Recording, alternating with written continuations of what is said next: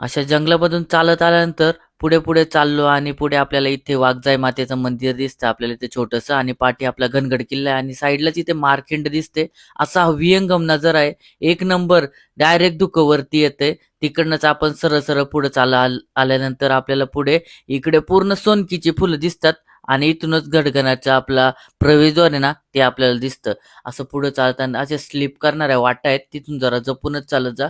कारण की direct slippery होती. वरून डायरेक्ट पाय घसरतो. डायरेक्ट खाली जाऊ आणि ते विहंगम नजारा आणि सोनकीच्या फुलामध्ये भरलेला आपला हा घनगड किल्ला. काय व्ह्यू आहे आणि किती भारी वाटतंय ना. एक नंबर. काय गडावरती आल्यानंतर ओरडणं किंवा साऊंड वगैरे लावत असतील तर ते करू नका कृपया करून. हीच नम्र विनंती असेल सगळ्यांना. प्रवेशद्वारातून वरती आल्यावर आपल्या इथं लेणी दिसते. हे बघा वरून पूर्ण पाणी येते आणि हा दगड सटकलाय ना, पूर्ण असा सटकलाय. हे बघा खाली कसा पडलाय या साईडला आणि वरती असा आहे. हे बघा या साईडला. इथूनच या सीडीवरून आपल्याला वरती जायचंय. खूप हार्ड आहे. थोडा रिस्की पण आहे इथनं जायला वरती. आणि असा हा सुंदर विहंगम नजारा. अशा पायऱ्या आहेत तिकडे जायला. खाली बघा काय दरी आहे आणि हे खामटाक आहेत.